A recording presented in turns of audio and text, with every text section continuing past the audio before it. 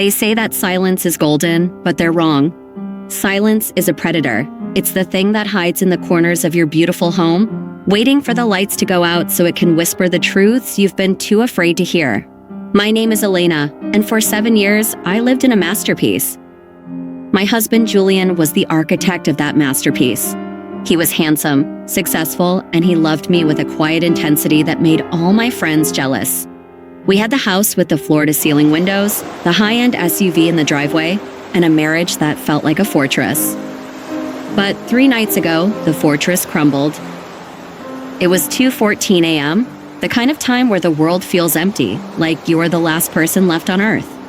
Julian was dead to the world, snoring softly beside me. I couldn't sleep.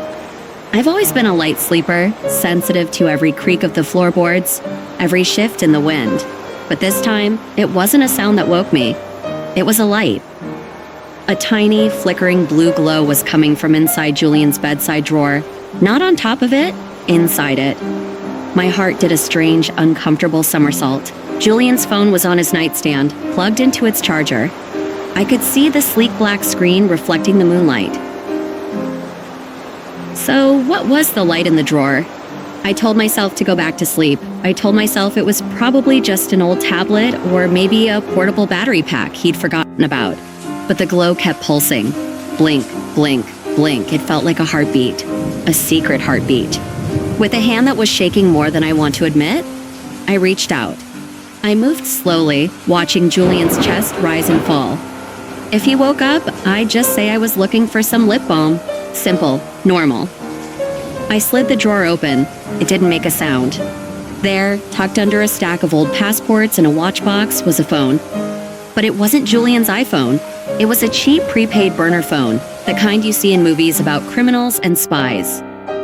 The screen was lit up with a notification. My eyes blurred for a second as they adjusted to the brightness. When the text finally came into focus, the world as I knew it ceased to exist. The message was from a contact saved only as the base. It said, "The transfer is complete. Sarah and the girls are expecting you in the morning. Don't be late for breakfast this time." Breakfast, Sarah, the girls.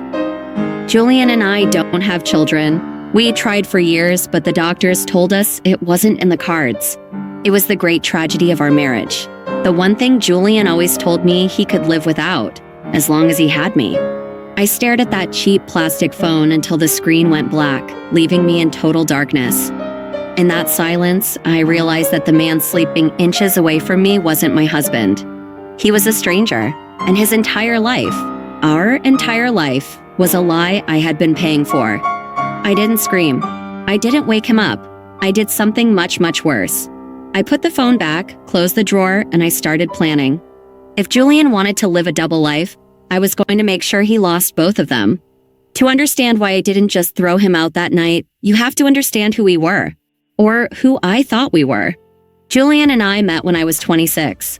I was a junior editor at a fashion magazine, and he was an up-and-coming architect with a portfolio that looked like it belonged in a museum. He was different from the other men I dated. He wasn't loud or flashy, he was steady. He listened. He made me feel like I was the most interesting person in the world. I remember our third date. We were sitting on a park bench, sharing a box of cheap donuts, and he told me about his childhood. He told me about growing up in foster care, about never having a place that truly felt like home. "I want to build things that last, Elena," he'd said, looking me in the eye. "I want to build a life that can't be taken away." I fell for it. I fell for all of it. When we got married, I was the one with the inheritance. My grandmother had left me a substantial estate, enough to buy our first home in cash and still have a significant safety net. Julian's firm was struggling back then, and I didn't hesitate. I poured my money into his dreams. I paid for his office space, his high-end software, even the suits he wore to meet his first big clients. "It's our money, Julian," I told him whenever he tried to protest. "We're a team. Your success is my success." And he did succeed. Within 5 years, he was the architect everyone wanted. He was designing luxury mountain retreats and sleek urban lofts. We were the power couple. We were the ones people looked at and said, "That's how you do it." I stopped working to support him. I managed the house, handled the social side of his business, and made sure his life was perfect so he could focus on his art. I was his rock. I was his foundation. But looking back now, with the memory of that blue light burned into my retinas, I see the cracks I chose to ignore. The business trips to the coast that always seemed to happen on long weekends. The way he would suddenly get work calls that he had to take in the garden, even in the dead of winter.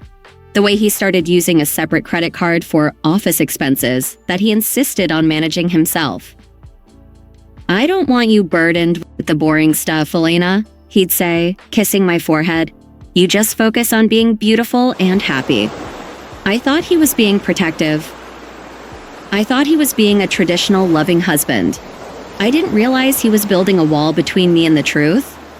As I lay there in the dark after finding the phone, I realized that for 7 years, I hadn't been a wife. I had been a patron, I had been a bank, I had been the silent investor in a life that didn't even belong to me. Julian wasn't an architect of buildings, he was an architect of shadows. He had built a gorgeous, expensive facade, and I was the one who had paid for the paint. The girls mentioned in the text, were they his children? How old were they? How long had this been going on? Had he been driving from our luxury home to a breakfast with another family using the car I bought him? The anger didn't come all at once. It came in waves. First, it was a cold, sharp prickle at the back of my neck. Then, it was a heat in my chest that felt like it was going to melt my ribs. I looked at his silhouette in the dark. He looked so peaceful, so innocent. It was the face of a man who thought he had won. He thought he was so much smarter than me. He thought I was so blinded by my love for him that I would never look in the drawer. He was wrong. The foundation was already crumbling, and I was the one who was going to pull the final brick. The next morning was the most difficult performance of my life.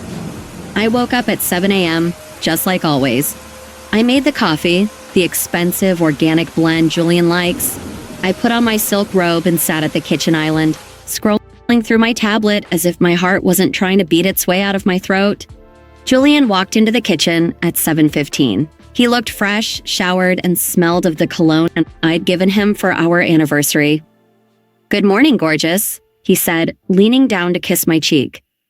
I had to grip the edge of the marble counter to keep from flinching. His lips felt like ice on my skin. "Morning," I said, my voice sounding surprisingly normal. "Sleep well." "Like a log," he said, reaching for a mug. "I have that site visit in the city today. It's going to be a long one. I probably won't be back until late. Don't wait up for me, okay?" The site visit, the city, or was it the base? Was he going to Sarah and the girls? "Oh, that's right," I said, taking a sip of coffee that tasted like ash. "Is that for the new museum project?" "Yeah," he lied without a second of hesitation. "The foundation has some issues. I need to oversee the new survey personally. You know how these contractors are."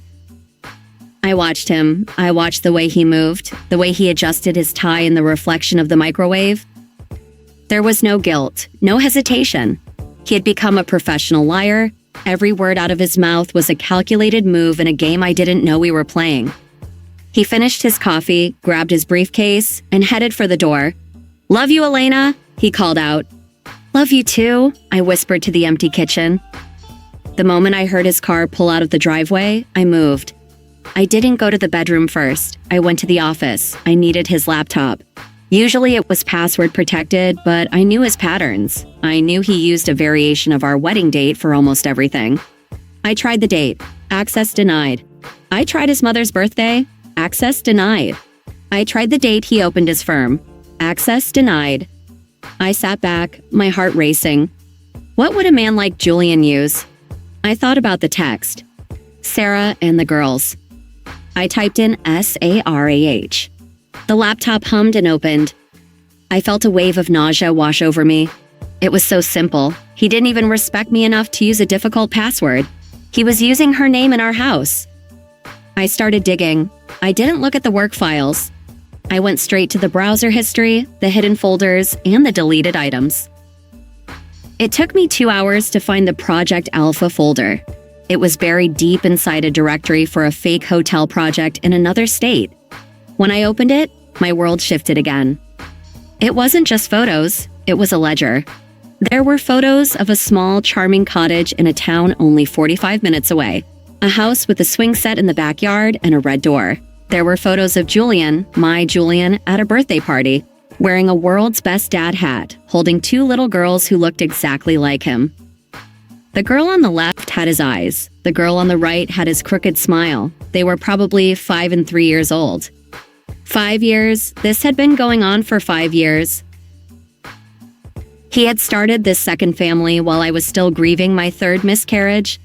While I was crying in his arms, wondering why I couldn't give him a child, he was already tucking 2 daughters into bed in a house I was unknowingly paying for. I looked at the ledger. He had been funneling money from our joint investment account into a maintenance fund for the Red Door house. He'd disguised the payments as consulting fees to a company called Base Architecturals. The Base.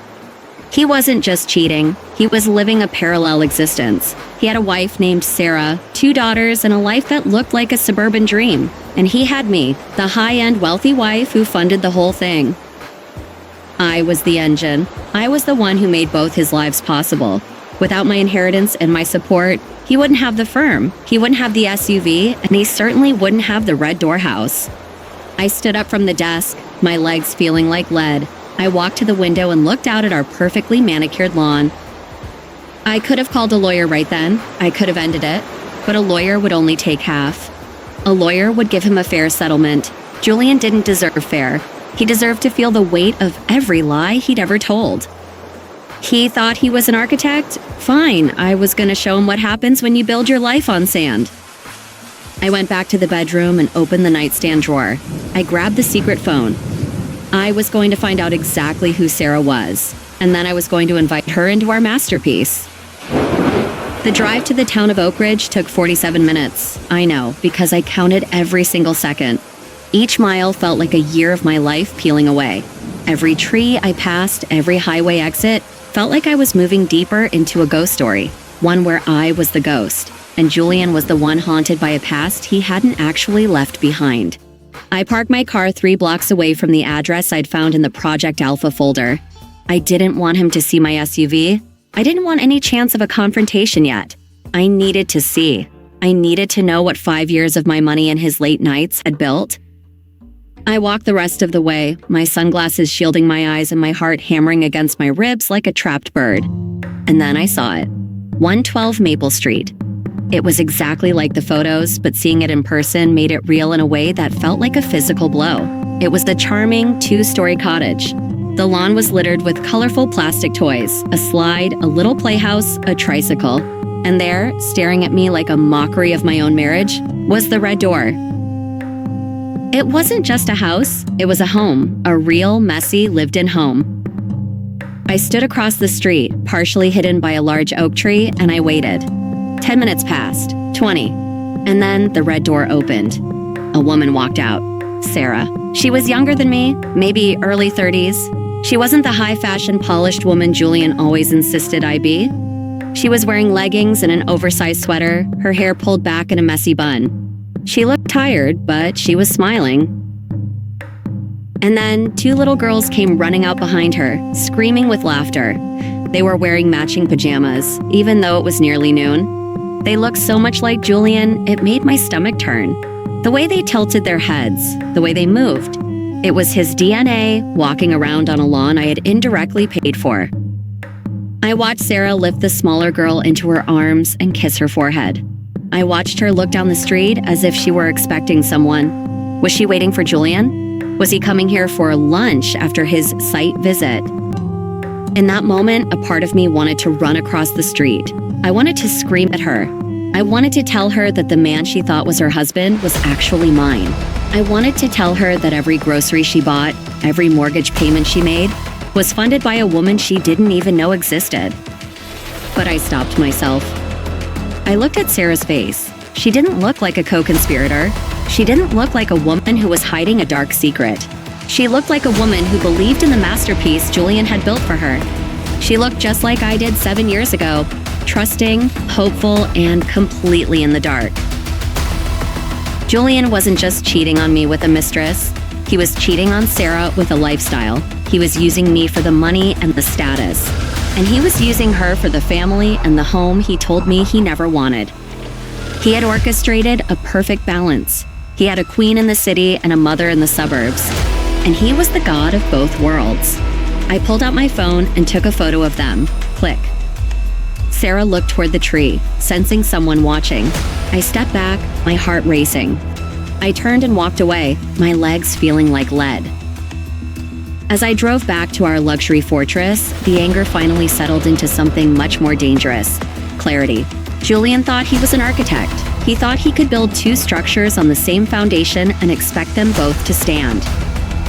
He didn't realize that I was the foundation and I was about to shift. When I got home, I did something I hadn't done in years. I cleaned. I didn't hire the maid. I didn't use the high-end service. I put on gloves and I scrubbed. I needed to feel the grit. I needed to feel like I was erasing him from every corner of this house. By the time Julian came home at 8 p.m., the house was spotless. It smelled of lemon and lavender, and I was sitting at the dining table with a glass of red wine, the secret burner phone sitting right next to my hand. He walked in, looking exhausted from his fake site visit. "Wow," he said, looking around. "The place looks incredible, Elena. Did Maria come by today?" "No," I said, swirling the wine in my glass. "I did it myself. I felt like I needed to get organized. You know how it is, Julian. Sometimes you realize there's a lot of clutter you've been ignoring." He paused, his coat halfway off his shoulders. He looked at me, his eyes narrowing for just a second. "You okay, honey? You seem a little intense." "I'm perfect," I said, smiling a smile that didn't reach my eyes. "How was the city? How's the foundation of the museum?"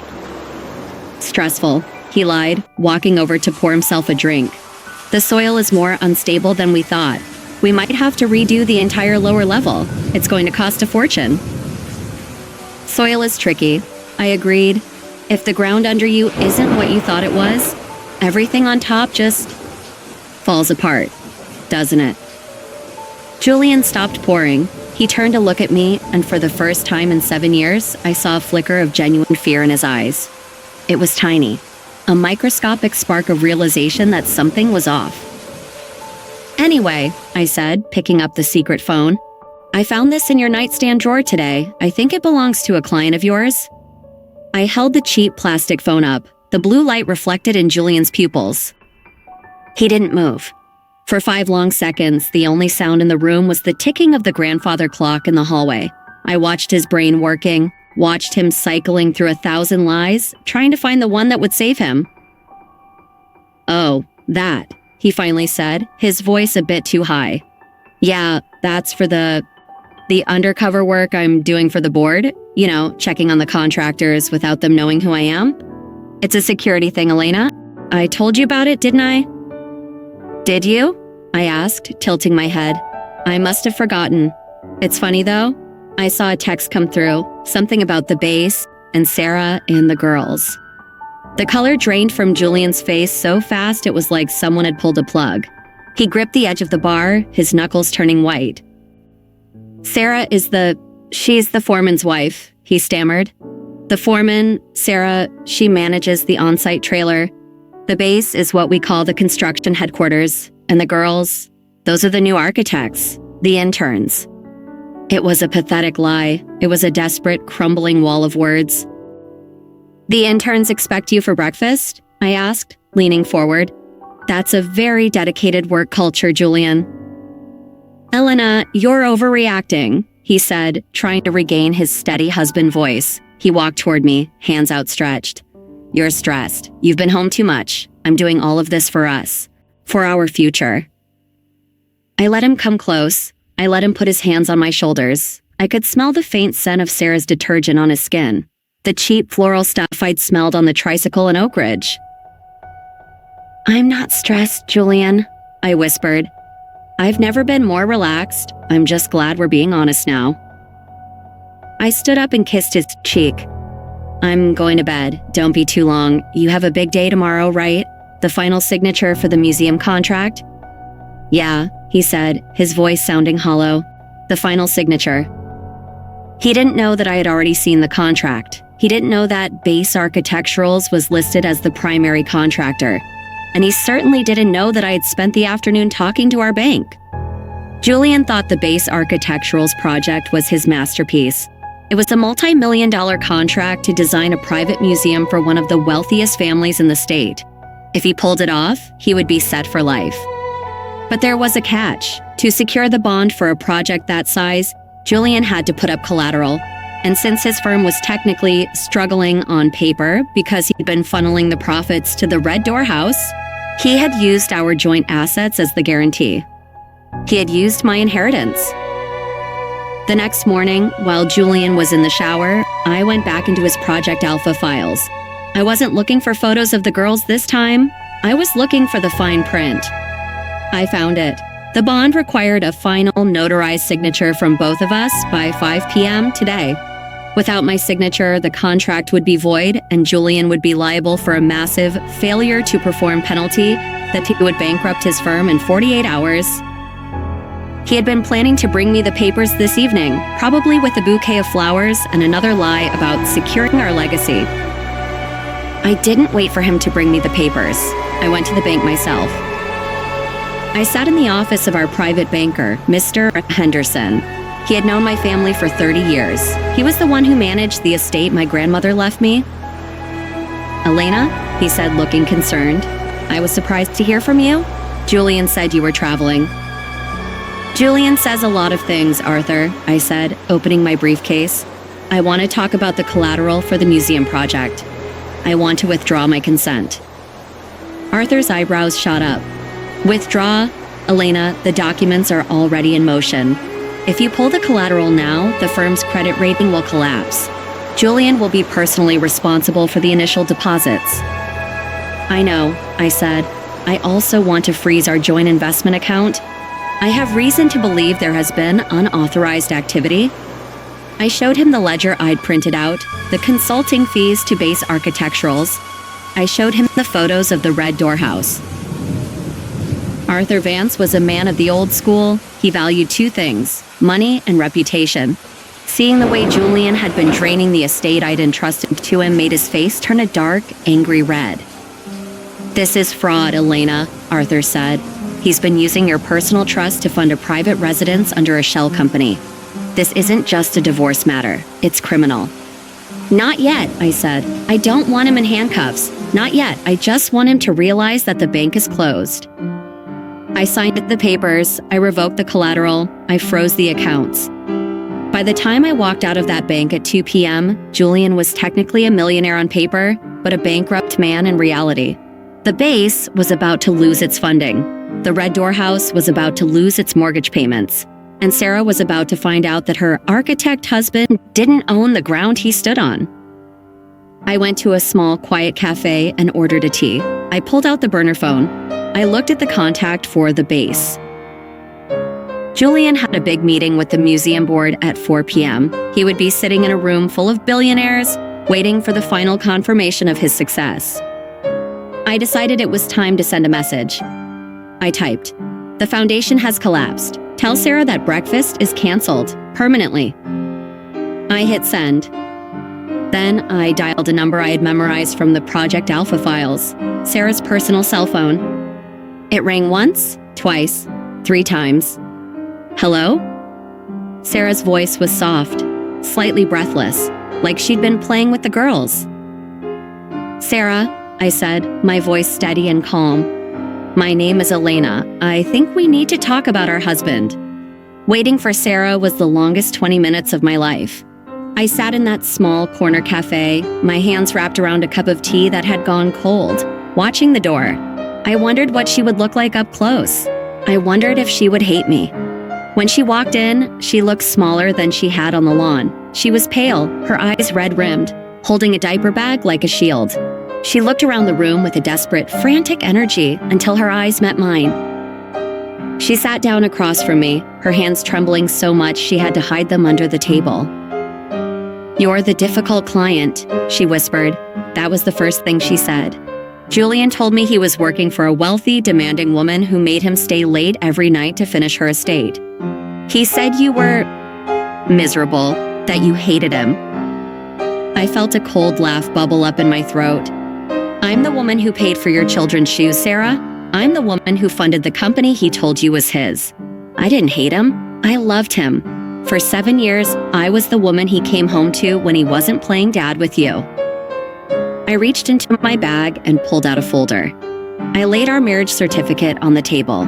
Then I laid out the bank statements showing the transfers to her house.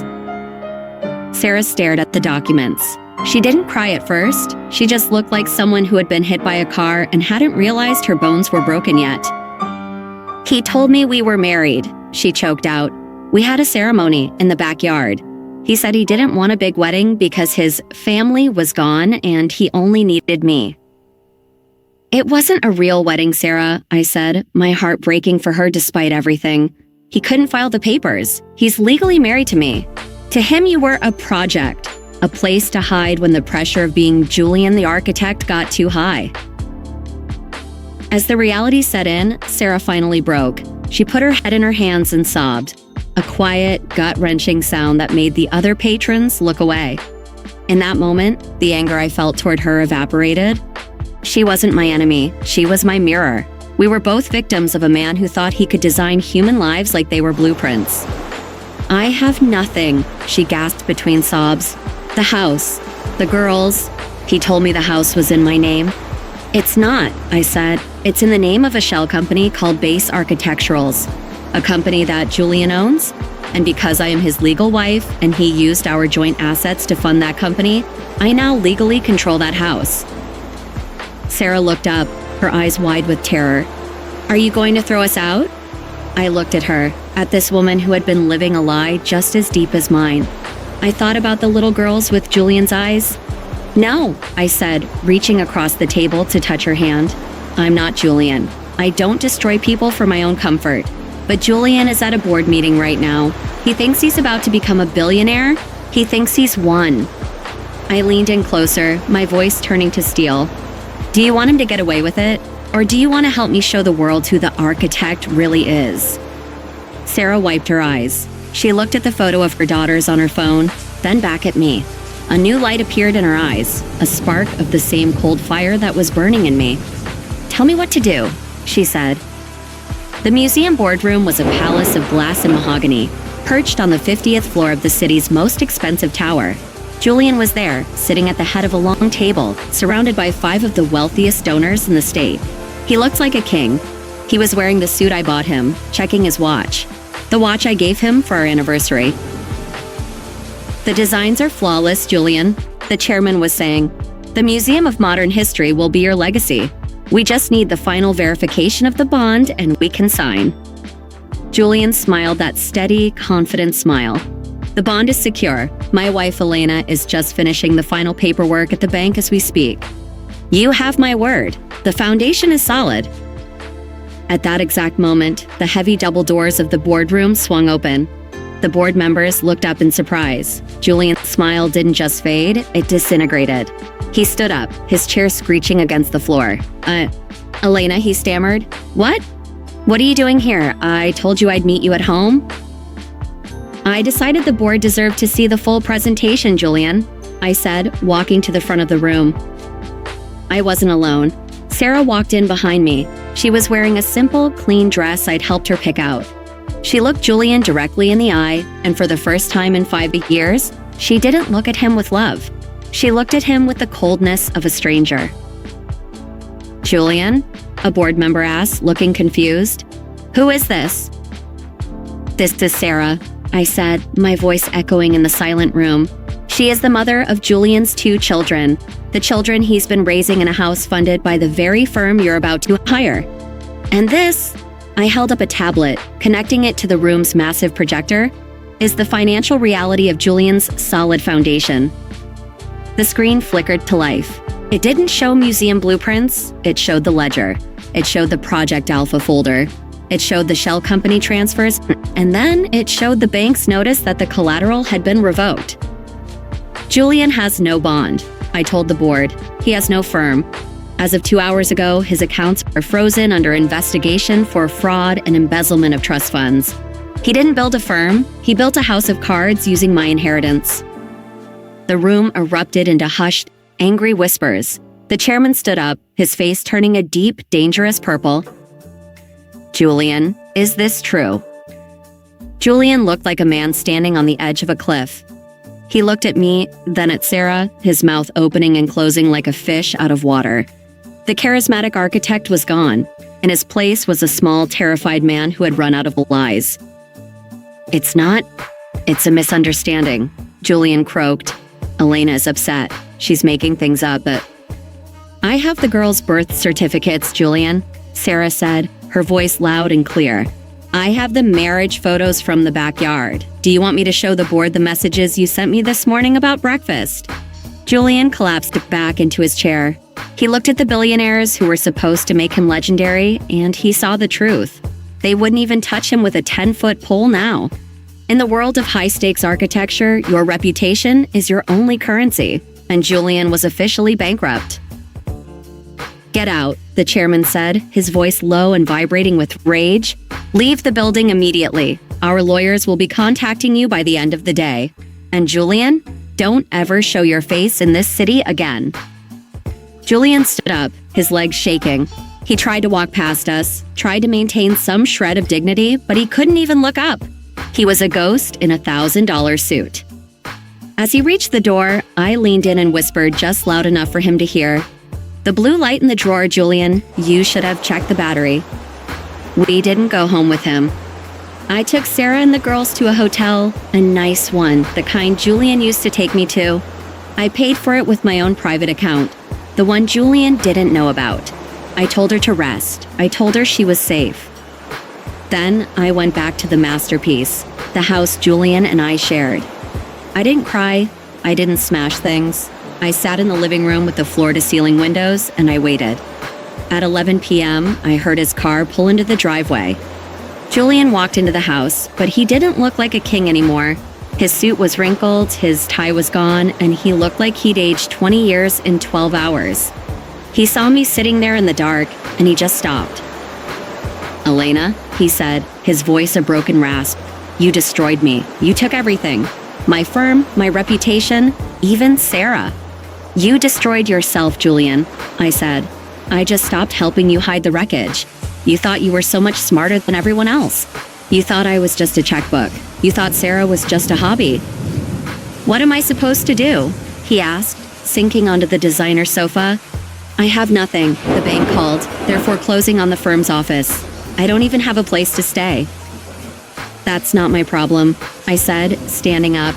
I walked over to the entryway and picked up 2 small suitcases. I threw them at his feet. "Those are your clothes. That's all you get. This house is mine. It was bought with my grandmother's money, and my lawyer has already filed the paperwork to remove your name from the title based on the fraud." "And Sarah?" he asked, a desperate hope in his eyes. Can I go to the house in Oak Ridge?" I smiled, and it was the coldest smile I've ever felt. "I bought the Red Door house from the shell company this afternoon, Julian. I am the sole owner. I've given Sarah a lifetime lease for $1 a year. She's staying there with the girls. But you're banned from the property. I've already hired security." Julian looked at the suitcases. He looked at the beautiful home he had lived in. A home that was now a prison he was being exiled from. "You can't do this," he whispered. "Watch me," I said. "You're an architect, Julian. You know that if the foundation is rotten, the whole building has to be condemned. You're condemned. Now get out of my house." He picked up the suitcases. He walked out into the night, the man who had 2 lives now having none. I watched his taillights disappear down the driveway, and for the first time in 7 years, I felt like I could breathe. It's been a year since the blue light in the drawer changed my life. The divorce was long and ugly, but Julian didn't have the money to fight it. He's working now, not as an architect, but as a low-level draftsman for a construction firm in another state. He lives in a small apartment and takes the bus to work. The architect of shadows finally has to live in the light, and it's a very harsh light indeed. Sarah and I aren't best friends, but we're connected. I visit the house with the Red Door once a month. I help with the girls' college funds. I want them to grow up knowing that their lives weren't a mistake, even if their father was one. Sarah is back in school, training to be a nurse. She's strong. She's happy. She's building a life that is actually real. And me? I didn't sell the masterpiece. I kept it, but I changed it. I got rid of the floor-to-ceiling windows that Julian loved. I filled the house with color, with art that I like, and with people who actually tell the truth. I learned a very expensive lesson. I learned that you can't buy love, and you certainly can't build a marriage on a foundation of support if that support is only a one-way street. I learned that the most dangerous person is not the one who screams, but the one who whispers, "I love you," while holding a secret phone in the dark. But I also learned that I am the true architect of my own life. I don't need a man to build a fortress for me. I can build it myself. And this time, I'm making sure the doors are always open to the truth. Success isn't about how many houses you own or how many people envy your perfect marriage. Success is being able to look in the mirror at 2:14 a.m. and know exactly who you are and exactly who is lying beside you. Julian thought he was an architect. He thought he was designing my world. He was wrong. I was the one holding the pen all along, and I finally started a brand new drawing. Final moral summary. A life built on deception is a structure destined for collapse. True strength isn't found in maintaining a perfect facade, but in the courage to dismantle a lie and build something honest in its place. Loyalty is not a blind check. It is a sacred trust that, once broken, can never be reconstructed. Success is found only when your foundation is as solid as your word.